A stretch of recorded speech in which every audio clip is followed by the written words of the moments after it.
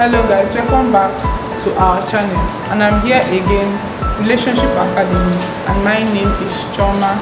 And as you guys know, we are going to be continuing from where we stopped at the 7 mountains. So I stopped at the fourth one, which was entertainment and arts, and I'll be rushing it down this time.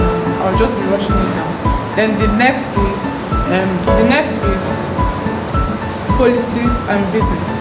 How do politics and business affect our child's mind? In the case that is give an example of the policies first.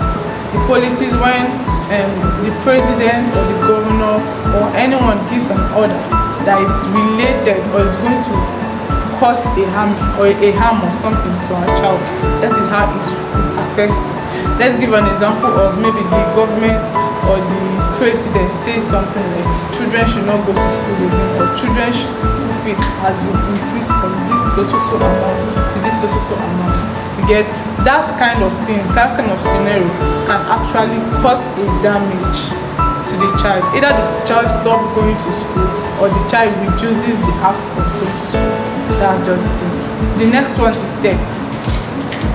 How does tech do this? So tech and media is kind of going hand in hand. When you see social medias like TikTok, Instagram, Facebook, and all these social medias, you see children of 5 years, 6 years, 7 years, 15 years, they are all handling phones, and they are all handling so many social medias.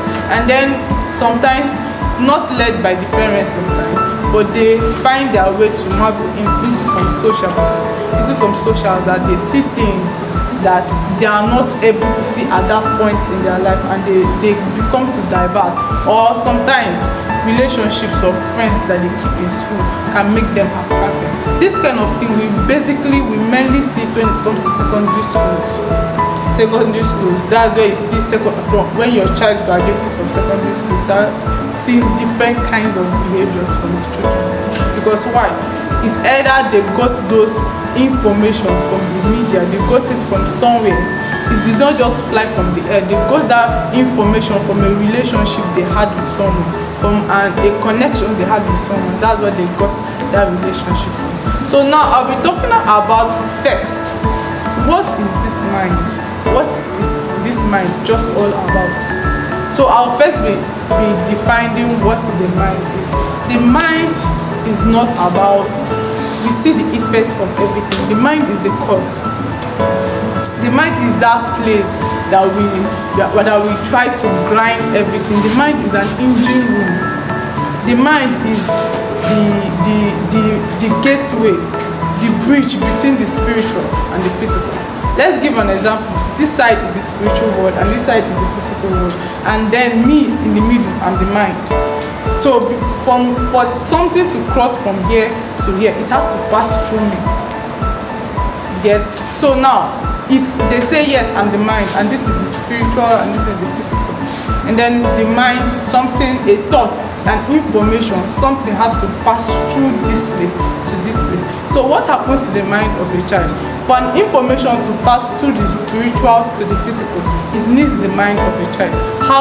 And in this scenario, in these things, because of how children are built, because of the way children's minds are still open and still grabbing things too early, they kind of get information directly from the parents, information from what they hear, information from the sounds you make, information from anything that comes around them. So they decide, or they have this ability to take in the sounds or take in everything that they hear, right? And then moving forward, so many of us don't want in a situation whereby we train up children and then they become useless, or will I say they become irrelevant to the society. We always wish for our children to be sensible. We always wish for our children to be great. We always wish for our children to be greater than us. We always wish for our children to have this big capacity that they can do more than us, they will get richer than us and all of that. So some of these things are just basically the problems.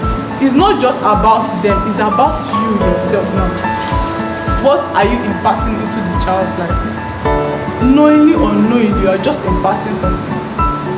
through the person which teacher is teaching your child, which church is he or she going, what are you doing as a parent, how is your house, is your house in disorder? If your house is in disorder and you walk into his or her room and you sit in disorder, you don't need to shout, because that's the principle you have already kept in your home. That's the principle you have kept all along. If you and your husband is fighting and you see your child outside one day fighting his or her classmate, you don't just need to be surprised, because that's what you're training, that's what you're building up in the mind or in the heart of that child. So it's not the problem is not basically them at that point, but the problem is us as parents. So the thing there is that we should know how to inculcate our lives, organize our lives, because of what? The betterment of our children. So if we want to have a betterment, if we want our children to have a better life, we have to also try to know how to arrange or organize or have an order in our lives. There's something I learned last week about soul sleeping. Soul sleeping. When parents think of a negative things directing to their children, especially at the age of from zero to 4-5 years. At that point, the child does not know what he or she is doing. Basically, it's the parents that controls the mind, the food, everything. The parents is the one. The child is depending on the parents. So the child doesn't know what. So what is this soul sleeping? This soul sleeping is like, let's give an example. Your child is not feeling fine, or your child is purging, or your child is maybe doing something very wrong, and then or something negative is happening to your child, and then someone asks you what is going on, and then the next thing you say is, my child is not feeling fine. Or someone asks you, there's this popular disease that comes in every child, not in every child though, there are some people that it has not happened to, this malaria, this chicken pox and all of that. Then they ask you, have your child had chicken pox? Say no, he has not had it, but he's still going to have it. That means there's something you're proclaiming, there's something you're expecting it to come. You're already expecting it. It's not something that it's not going to happen. You're not saying no, it's not going to happen to my child. You're already expecting that. Even when it comes, you will embrace it. Even when it comes, you just embrace it. So that's one of the problems we have in parenting. So you have to stay strict on what you're saying. You have to stay strict on how you exhibit what you're saying. Two things that are basically dependent on you when it comes to parenting.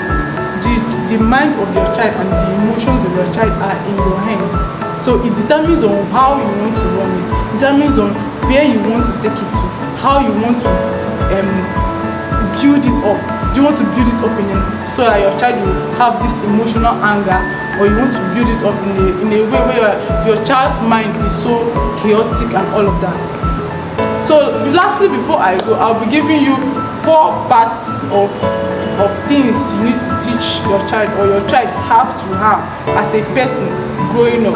The first is the social aspect of his life. The social aspect of his life. The second is the emotional aspect of his life. The third is the mindset aspect of his life. And the last one is the health or physical aspect of his life, where you can involve his health and also his body, everything. So these are the 4 places you have to look into. You have to look into when it comes to your child's life. Thank you very much, and have a nice day. Thank you.